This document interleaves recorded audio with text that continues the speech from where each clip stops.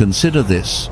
Perhaps Christ's most significant conflict didn't occur during the crucifixion, but rather in the ensuing quiet. Most believers are familiar with Friday's events. We recall the suffering, the thorns, spikes, and his final shout toward the heavens. We declare, "It is finished," and celebrate Sunday, the displaced boulder, and the resurrected Savior. Yet, what about Saturday? What transpired in the interim between the cross and rising again? Were you ever instructed on Christ's activities during those 3 days? Scripture suggests he wasn't idly waiting or resting, he was descending. Shortly, we will examine a biblical aspect that few Christians have genuinely investigated. Hearing this will forever alter your perspective on the resurrection. This transcends theology. It concerns spiritual combat and ultimate triumph. It focuses on Christ's achievements, unseen by human eyes, when hope seemed extinguished and silence felt heavier than any spoken message. Between Friday's agony and Sunday's stone, an event rocked the subterranean world. A universal battle commenced, while time itself paused. Jesus didn't merely die and return. He descended. He journeyed to a place from which no one had previously returned in glory. Luke 23:46 records Jesus releasing his spirit. But what was its destination? Furthermore, why does Peter mention him preaching to imprisoned spirits? Why does Paul describe a descent preceding his ascent? A secret is tucked within these verses, a divine resonance stretching from the book of Genesis to Revelation.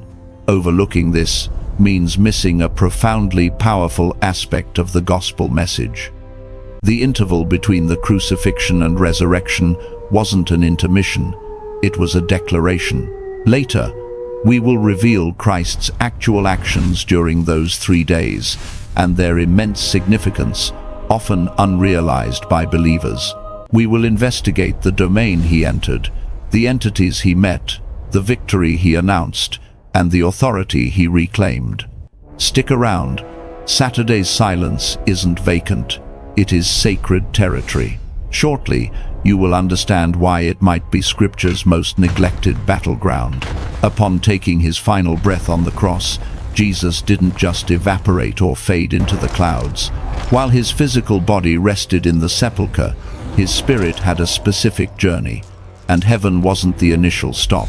Luke 23:43 documents Jesus' promise to the criminal alongside him. He assured him, "Truly I tell you, today you will be with me in paradise." This verse is deeply reassuring, yet frequently misinterpreted. Many equate paradise with heaven. However, biblically, the term held a distinct connotation. Jesus was alluding to a different reality entirely, a realm familiar to ancient Jews. It was a location characterized by promise rather than retribution, known as Abraham's bosom. Sheol wasn't the fiery concept of hell we often picture now. It resembled a massive subterranean waiting area for departed souls. Visualize a vast cavern divided into 2 sections, one containing suffering, the other tranquility. An impassable gulf separated them, exactly as Jesus depicted in Luke 16:22-26. It was where both the just and unjust waited, adjacent yet eternally separated. Paradise was that area of comfort, where faithful figures like Abraham, Isaac, Jacob, and the prophets anticipated redemption. They passed away trusting God's pledges without witnessing their realization. When Jesus sacrificed his life, he visited them immediately. He didn't delay his victorious campaign. He strode directly into the abode of the dead, not to remain mute, but to be revealed. This constituted the initial phase of his descent, not into hellfire or punishment, but for announcement. The long-awaited Messiah had arrived. Envision the atmosphere of that instant. Sheol's entryways shuddered as God's Son stepped through. The righteous departed, waiting for centuries. finally witnessed the realization of every prophecy, pledge, and quiet aspiration. They had not been overlooked. Their belief was justified. Jesus entered that domain as the Redeemer, not merely a guest, and the thief, the man dying on the adjacent Roman cross, whose sole plea was for mercy, became the primary soul to accompany Christ into that paradise. His entry wasn't earned through a lifetime of good deeds, but through a singular moment of faith. Yet, this was merely the start, for Jesus didn't conclude his journey in paradise. There was more to face and declare. The descent continued onward, past Abraham's comforting presence, plunging into prisons holding ancient captive spirits. The declaration he made there was unprecedented in human history. Leaving the solace of paradise, Jesus descended deeper. This wasn't a journey made in weakness, but with a specific objective. The subsequent realm wasn't a waiting area for the faithful. It was a dungeon, a dark, primordial location where judgment was already rendered, holding the most fearsome entities. 1 Peter 3:18-19 contains one of the New Testament's most enigmatic passages. It states, Jesus died physically, but was energized in the spirit. In that condition, he went and proclaimed to the imprisoned spirits. This was a proclamation, not a debate. The Greek term used is kerusso, which doesn't imply evangelism. It means to herald, announce, or declare an undeniable truth. But who were these captive spirits? Understanding this requires returning to Genesis chapter 6. Before the Great Flood, Scripture recounts that sons of God took human spouses and produced offspring known as the Nephilim. These weren't typical humans. They were giants, perversions of the natural order, hybrids violating God's established boundaries. This rebellion was so profound, such a breach of heavenly protocol, that God responded with both the flood and a specific verdict. 2 Peter 2-4 and Jude 6 state that God threw them into Tartarus. This wasn't standard hell, but the underworld's maximum security warder, place so profound and obscure that even other spirits dreaded it. It served not as human punishment, but as a holding cell for cosmic insurgents chained until Judgment Day. That is where Jesus traveled. He didn't descend to beg. He descended to announce truth, to face the primordial rebels who attempted to ruin mankind and thwart redemption, declaring their scheme a failure. What message do you suppose Jesus announced to incarcerated spirits? Was it a booming edict piercing Tartarus's walls, a singular word shattering their delusions of winning? Was it simply, "It is finished"? The exact phrase, shouted from the cross, now reverberating through the abyss's caverns. For those who once sought to debase God's image, defy his rule, and contaminate the earth, that announcement was unwelcome news. It constituted a final verdict. He didn't enter as a captive. He arrived as a judge. Visualize the ensuing hush. The masters of darkness, restrained and awaiting ultimate doom, were now facing the one they never anticipated seeing again alive, not dead, triumphant, not beaten. This message wasn't intended solely for fallen angels. It was a declaration to all existence. Every domain above, upon, and underneath the earth would realize the Lamb had conquered. Yet, Christ's mission remained unfinished. One final destination remained. He hadn't come merely to state victory. He came to lead a cosmic victory march that would rattle the universe's foundations. His next actions would realize prophecy, dismantle darkness's authority, and permanently alter the concept of captivity. Following Jesus's victory proclamation in the depths, he didn't just retreat quietly. What ensued was the start of a universal procession, a regal triumph the Apostle Paul later depicted with startling precision. In Ephesians 4:8-10, Paul records, "When he ascended on high, he led captivity captive and gave gifts to men." Now, This expression, "he ascended," what does it imply, except that he also descended into the earth's lower regions? The one who descended is identical to the one who ascended far above the heavens to fill all things. This isn't merely poetic, it's legalistic, prophetic, and triumphant. In the Roman era, a winning general returned to the city featuring a parade. Yet, it wasn't only a celebration, it was a public display. Behind the conquering leader marched a line of prisoners, kings, insurgents, and vanquished foes paraded through the streets for public view. The victor wasn't just lauded, the defeated were humiliated. This is precisely what Jesus enacted in the spiritual domain. Colossians 2:15 states, "He disarmed the rulers and authorities and made a public spectacle of them, triumphing over them in it." Hell didn't witness a subtle withdrawal. It viewed a victory march. Jesus didn't exit the grave silently. He strode out, possessing the keys of death. The expression "led captivity captive" signifies he took those previously detained, the righteous, waiting in paradise, and led them into freedom. It further implies that he seized captivity, itself death, terror, and judgment, making them his prisoners. The fetters that once bound humanity were now chained to the King of Glory. This victory was judicial, not merely spiritual. The universal court had assembled. Satan's charges had been addressed. The law was satisfied. Sin was prosecuted. The sentence was served, not by the guilty parties, but by God's faultless Son.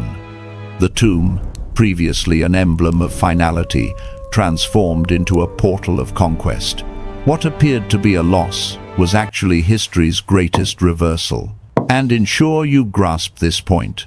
The gifts he bestowed upon people, the spiritual talents we now utilize, the authority we wield, and the liberty we experience all emanate from this specific instance, this triumph, this descent and resurrection.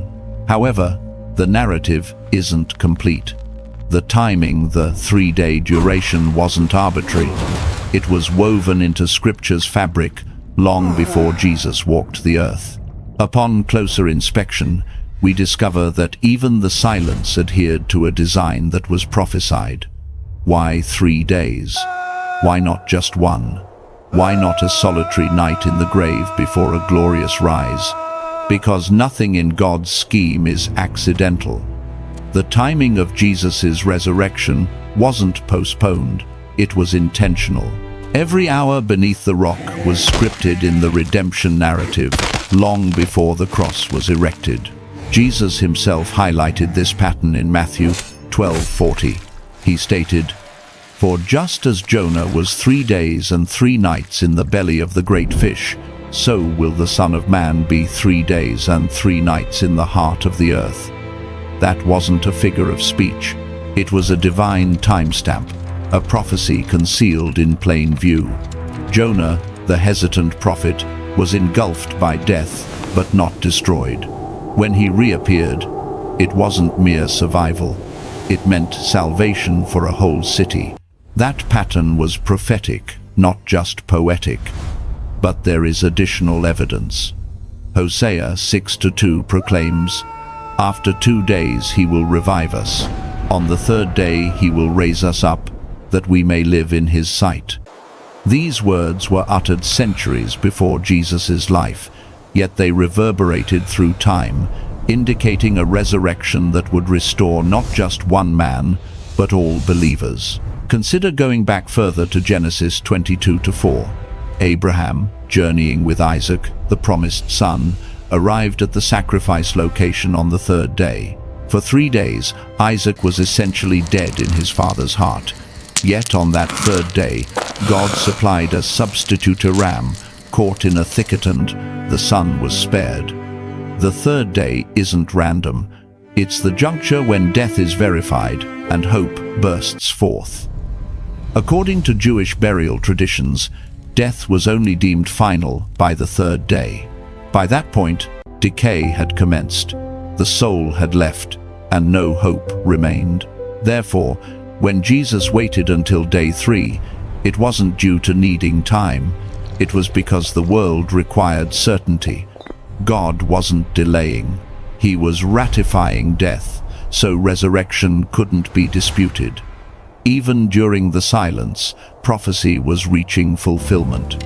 Even in the quiet, every passing second declared, "This is precisely what was promised." The third day wasn't merely a deadline, it served as a declaration. Yet, another event was transpiring during those 3 days. While the world grieved and disciples concealed themselves, Jesus' body lay motionless in a borrowed sepulchre. Nevertheless, his spirit was active. What appeared as stillness externally was anything but quiet in the invisible realm. The stone was positioned. The tomb was secured. To human perception, the narrative had concluded. There rested Jesus' body lifeless, battered, inert, encased in linen within Joseph's tomb. He was interred among the wealthy, exactly as Isaiah 53:9 predicted. They assigned his grave with the wicked and with the rich at his death. However, while the physique rested, the spirit mobilized. Luke 23:46 recounts Jesus shouting forcefully, "Father, into your hands I commit my spirit." With that utterance, his flesh surrendered to death, but his spirit initiated action. What resembled tranquility was actually a tempest in the unseen domain. The tomb wasn't a jail, it was a corridor, a boundary between the visible and invisible, between human grasp and heavenly knowledge. While unaware soldiers stood watch outside, inside that cave lay the physical husk of the one who had just shattered the curse. This is Christ's mystery. Fully divine, fully human. His godly nature never ceased functioning. Even while his human form rested, he submitted to mortality's constraints not due to frailty, but out of love, to satisfy the law, to experience death, and to stand physically, not just symbolically, in every sinner's place. Yet, death could only affect his body, not his jurisdiction.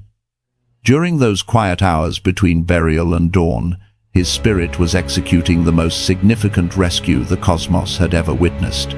He navigated realms of shadow and light, addressed the captives, and challenged the darkness. He brought to fruition promises made long ago to patriarchs, prophets, and faithful individuals who died believing without yet seeing. Even amidst the silence of a garden tomb, the earth started quaking under the magnitude of impending events. Angels held their breath. Demons recognized his voice. Creation groaned in expectation. This wasn't a passive interval.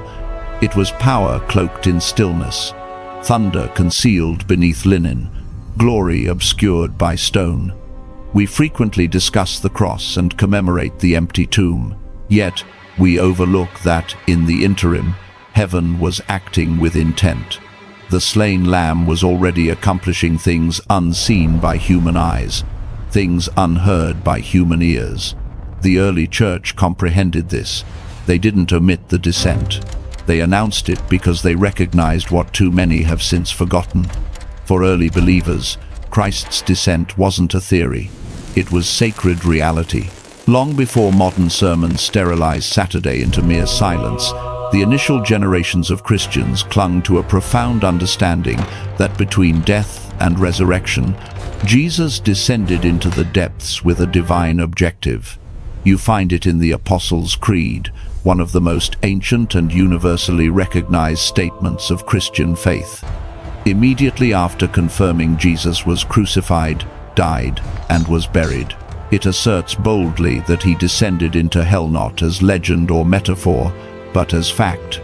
Church fathers such as Irenaeus, Athanasius, and Augustine reiterated this conviction. To them, the descent wasn't a theological side note. It was a foundational, cosmic event, affirming Christ's jurisdiction over every realm, not just heaven and earth. but the abode of the dead itself. They didn't view Saturday as an intermission. They viewed it as a proclamation. For the early church, this involved no idle time. It concerned realized prophecy, finalized justice, and revealed glory. The descent signified that Jesus genuinely vanquished everything holding us prisoner: sin, death, and even the grave's silence.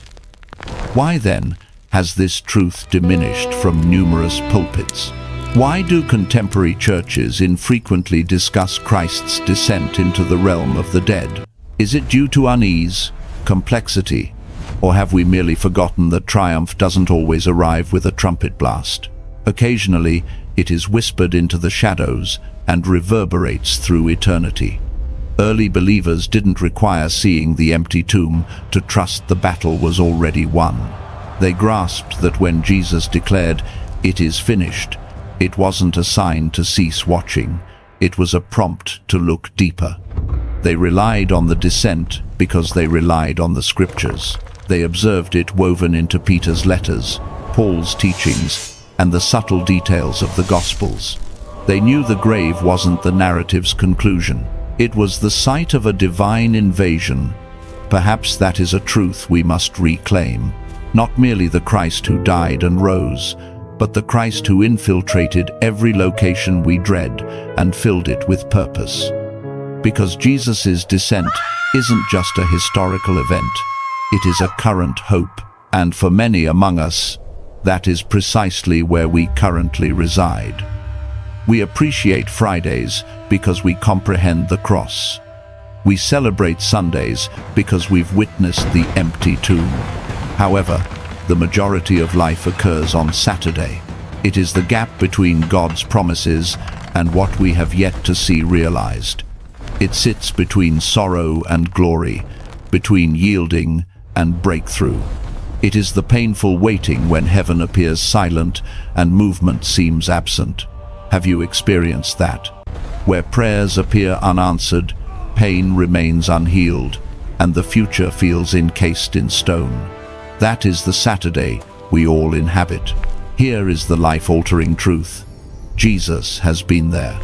He entered that silence so we would never confront it solo. He stepped into the void so we would know it isn't vacant. He ensured that in the very spot where hope appears buried, resurrection is already actively working.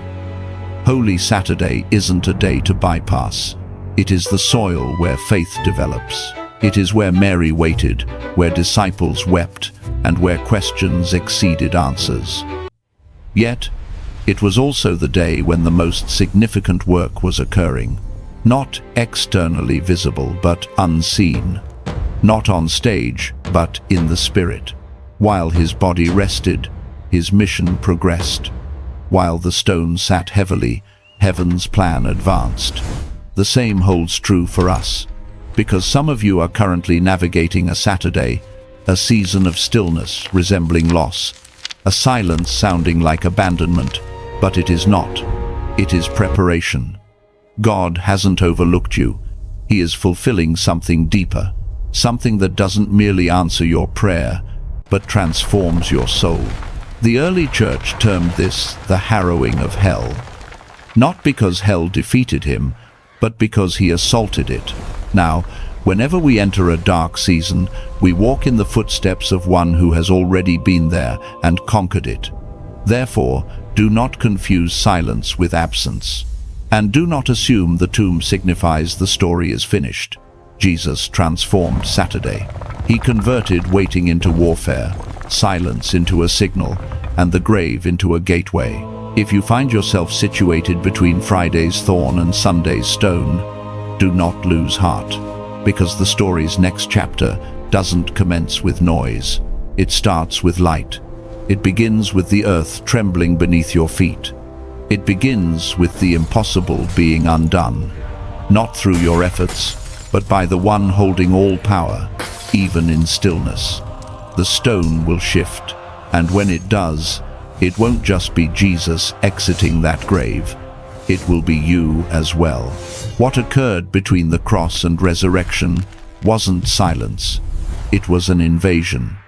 Jesus descended into death's very heart, not as a victim, but as a victor. He entered paradise to welcome the faithful. He proclaimed judgment to ancient rebels. He shattered the grave's grip and returned, holding the keys. Every realm bowed, every prophecy echoed, every power trembled. He didn't rise alone. He rose as the firstborn from the dead, so that you could follow suit. Let me ask you, what Saturday are you still waiting within? What tomb still feels sealed shut in your life? Because the identical Jesus who walked out of his grave is the one walking into your silence. He understands the waiting, he knows the sorrow, but more importantly, he knows the conclusion.